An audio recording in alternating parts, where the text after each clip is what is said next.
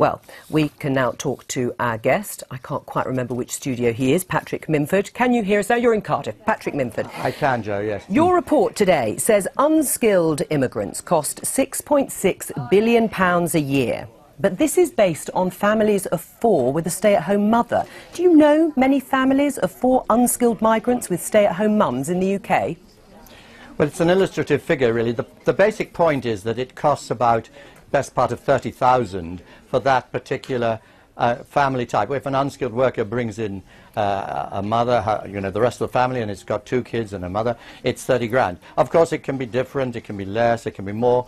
The whole point is that if you're an unskilled worker, you don't pay much tax, and you often get tax credits. Of course, if you get a family, you get a lot of tax credits, so your contribution to the exchequer is probably negative. And then you impose the costs of health, education and housing on us, the other taxpayers, and of course particularly on the local communities who have to endure these costs locally rather than nationally. So of course it's very easy for the rest of us to say, oh, it's very nice to have cheap labour and so on. The costs are borne by these local communities, and that's why they're angry. But it's your figures that we're looking at, because you seem to be saying that you've based the figures, the numbers of unskilled migrant families with stay-at-home mums, on the UK average household composition. I mean, most people would agree that the two are not comparable. Well, we don't know exactly, unfortunately. Right, but if you don't know, why have you used it as an illustrative figure? Well, because we have 28% single, and then the rest are family, and we average them. Of course, it can be a smaller number, it can be a larger number. The point is, though, that under the facts of our welfare system are that you get much more than you pay in. If you had a family of 1 kid, it'd be the same.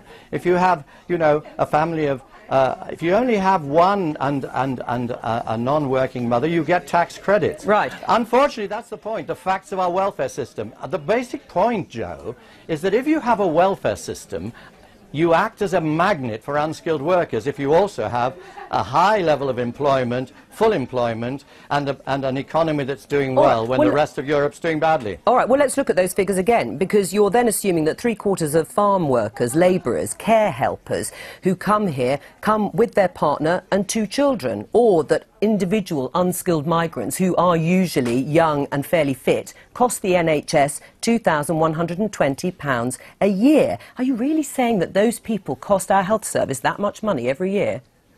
Well, it's an average, isn't it? There's A&E, there's childbirth if you've got a family, if you have kids. But there are a lot of ifs, aren't there? Well, the point is that we don't really know exactly, but what we do know is that this welfare state, and this is why, of course, Australia has a green card system and it doesn't let in unskilled workers.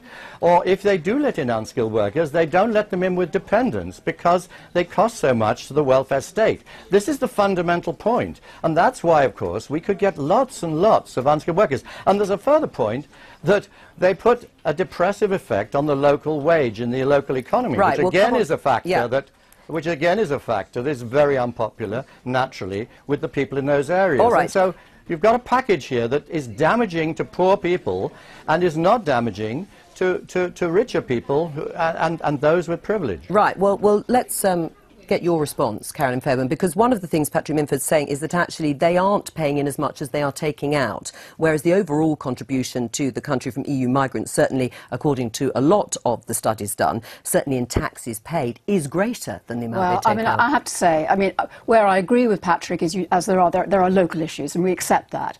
But this is a highly misleading analysis, I think, in terms of the kind of natural family composition we see. I think we know from experience that it's not a family of 4 who's the typical model here, and that studies have shown that the net contribution is around about £2.5 billion overall. So I think that these are highly misleading figures. And the other thing I'd really like to pick up on is this point about the depressing of wages. There has been a very detailed Bank of England study done at the end of last year that pulled together all of the different research on this that concluded that the impact of immigration on wages was negligible and close to zero. So I have to say, I think this is just not helping or adding or clarifying this important debate at all. Right, Patrick Minford, before you report, can I just say, I mean, low-skilled Brits surely should be more worried by the claims of all the supermarket bosses and Usdaw that leaving the UK would force prices to rise for them than they should be about your illustrations of how much they may have depressed wages or not. Well, I think that they're both of a concern, and what we've shown is that if you go to free trade and you have competition in the supermarket and you get rid of the common agricultural policy and the protectionist policies of the EU, you bring prices down massively. What they're talking about is a temporary effect on the exchange rate of the way the economy reacts to Brexit, which is a completely different matter. And so if they look at the matter in the terms of the living standards of people after the adjustment has come through, they go up. And that's what, of course, they haven't done. They've just said, they've assumed, like George Soros today, a big policy uncertainty effect on the exchange rate, which is a purely temporary effect. And the exchange rate there is simply stabilizing the economy in a normal way, like it did after we left the exchange rate mechanism. Right, well, let's put that, I mean, are you worried about that, Tim Montgomery? I mean, George Soros's warning about sterling falling precipitously, I mean, that would have quite a dramatic effect, even if it's in the short term, as Patrick Minford is saying. Well, I was at the Bank of England, actually. I just joined the Bank of England at the time we fell out of the exchange rate mechanism, and I think you talked about Black Wednesday and Black Friday earlier. Well, a lot of us remember it as White Wednesday, and it was the day a 14-year economic recovery began. And so, look, there will be some uncertainty after we leave. You accept that? After we leave the European Union. But you don't think it's important in of itself? Well, I think the economy has what the economists call automatic stabilisers. And a small downward movement in the pound actually would help exporters during that period. We don't have an inflation problem at the moment. In fact, we have some risk of deflation. So actually, a more competitive pound would suit the UK economy very well for a period. And once our trade arrangements are stabilised, we can go back to a more normal situation. Right. Do you agree with that assessment? It's important to separate two different things here. In terms of the immediate effect on the pound, I think that we can all be. I think that the pound would fall, and there would be a short-term impact. Would it be as dramatic as George Soros has said? 15%? I think it could potentially be. There are other projections that have the same kind of levels. HSBC, I think, are forecasting something similar. But I think the more important effect is the longer-term one that Patrick referred to, which is what we might expect in terms of longer-term tariffs and the effect on prices. And the Leave campaign is now talking about falling out of the single market and facing WTO-type tariffs. That would increase prices in the long run. And I've talked to a lot of businesses who are concerned about the effect of tariffs on prices and what that would do to... I mean, you can answer that, Patrick, but also, given that you previously said that we shouldn't be scared if manufacturing is eliminated if we leave the EU, concentrating on other industries, why should any low-paid worker trust you to have their best interests at heart? Well, low-paid workers, by the way, that's a misquote, as you know very well. What I've said is that manufacturing that's unable to compete in the globalised world well, you did say would be eliminated. Well, let me give you the quote. I actually made it quite clear that high-tech manufacturing would thrive, and that, of course, is what we're looking for. Our car industry to raise its productivity. It already sells 2/3 of its exports to the world market. Half of our exports go to the world market already. So there's nothing wrong with manufacturing. It can compete, and that's nonsense. It goes up market. That's how it works. And what in fact, Caroline misrepresented us, as the consensus always have on this issue, we're talking about eliminating tariffs here on our imports, which has a massive effect on the welfare of consumers here, and of course is a dynamic for the economy.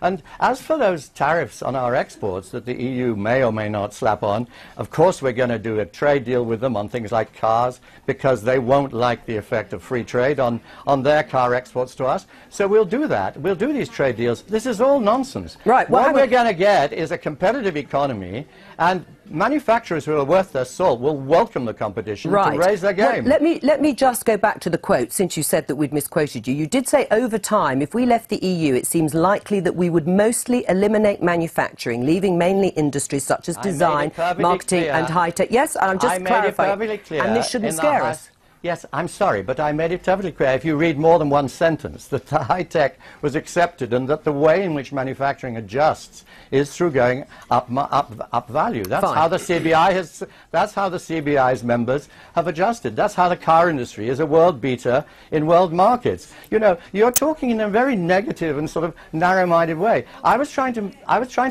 raise our eyes to the idea of global competition across our economy, to the enormous benefit of our consumers. And we can perfectly well help our manufacturers over this rough patch where they've actually got to face global competition in their home market as well. Right. Do you why think, not? Patrick, why not? All right, well, let me put that to Tim Montgomery. I mean, do you think people working in manufacturing and other low-paid workers should listen to Patrick Minford over Carolyn Fairbairn when it comes to talking about their jobs, long-term prosperity and the future?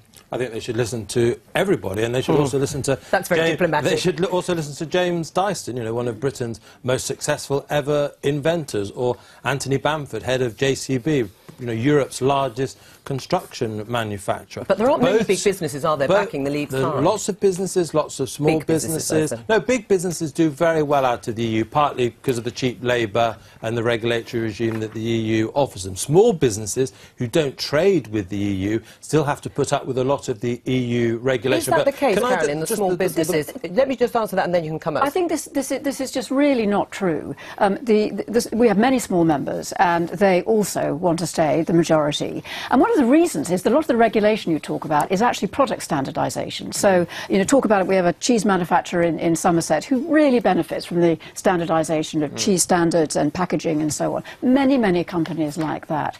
So I think that this idea that somehow it's all about big business is just absolutely wrong, and it's not borne out by the... But I don't think the CPI is representative of all of the smaller businesses. And of course the great opportunity of leaving the EU is 9/10 of our growth in exports is with the rest of the world. Europe is quite a fast declining part of the world. Is it fast declining? It is going down, is it fast declining? It's declining twice as fast as America, for example, which is sort of an equivalent advance. And what is the level of our trade with the rest of the world outside the EU? Well, it's about half and half at the moment, but Europe is losing its share. And Europe is unable, because it's 28 member states, can't agree on anything, can't agree on how to solve the euro crisis, can't agree on how to solve the refugee.